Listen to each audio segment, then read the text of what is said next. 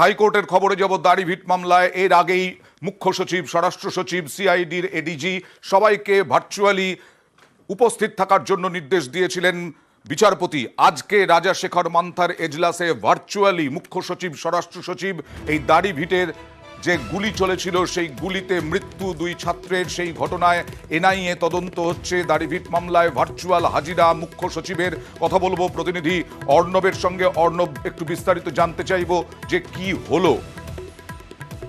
দেখো, ভার্চুয়ালি এজলাসে উপস্থিত ছিলেন রাজ্যের মুখ্য সচিব, স্বরাষ্ট্র সচিব এবং এডিজি সিআইডি এবং বিচারপতি রাজাশেখর মান্থার বেঞ্চে এই হাজিরার মধ্য দিয়ে আপাতত একক বেঞ্চে মামলার কার্যত নিষ্পত্তি হয়ে গেল।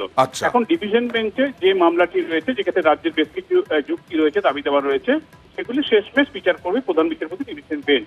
তবে মে 2023 এনআইএ তদন্তে নির্দেশ দেয় দাড়িভিটে গুলি চালানোর ঘটনায়, এবং সেখানে গুলিতে দুই ছাত্রের মৃত্যুর অভিযোগ ছিল পরিবারের, এবং রাজ্য পুলিশের সিআইডি তদন্ত করছিল। সেই তদন্ত সঠিক নয়, তাই পরিবারের তরফে, নিহতের পরিবারের তরফে মামলা হয়েছিল। সেই মামলাতে এনআইএ তদন্ত এবং পরিবারকে ক্ষতিপূরণের নির্দেশ ছিল বিচারপতি মান্থার।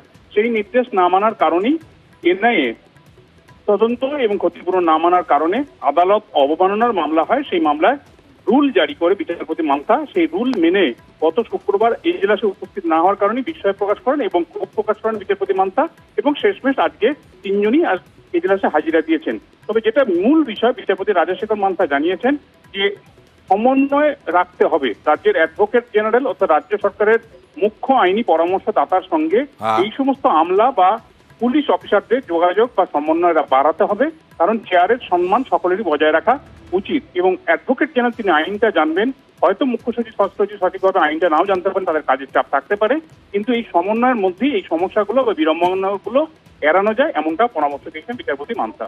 ধন্যবাদ। মামলাকারীর বক্তব্য দেখাবো। অ্যাডভোকেট জেনারেল উনি বললেন যে আমরা অলরেডি কাগজপত্র সব এনআইএকে হ্যান্ড ওভার করেছি, এবং আমরা ইমিডিয়েটলি কম্পেনসেশন যে পার্ট আছে সেই কম্পেনসেশন পার্টটাও আমরা আইডেন্টিফাই করেছি। আর তার সাথে সাথে এনআইএ যিনি অ্যাডভোকেট ছিলেন উনি বললেন আমরা অলরেডি কেস রেজিস্টার করেছি। সেখানে জজ সাহেব বলেছেন যে আমি এখানে ব্যক্তিগত কোনো ব্যাপার না, এখানে চেয়ার যদি কাউকে ডাকে, চেয়ারকে সম্মানের ব্যাপার, আপনাদের আসা উচিত ছিল। এনিওয়ে যখন আসতে পারেননি, আজকে এসছেন, খুব ভালো কথা, এবং ভবিষ্যতে মনে রাখবেন যেন চেয়ারকে সম্মান দেওয়া হয়, হাইকোর্টের ডিগনিটি যেন মেনটেন থাকে। এবং ওনারা তিনজন সেটা করেছেন, এপিডেভিট দিয়েও বলেছেন, এবং তারা ক্ষমা প্রার্থনাও করেছেন এপিডেভিটে। যদি তাদের পক্ষ থেকে কোনো রকম ভুল হয়ে থাকে সেটা যেন মার্জনা করা হয়, এবং কোর্টের যা অর্ডার আছে সেই অর্ডার অনুযায়ী তারা চলতে বাধ্য, এবং সেই অনুযায়ী স্টেপ নিয়েছেন।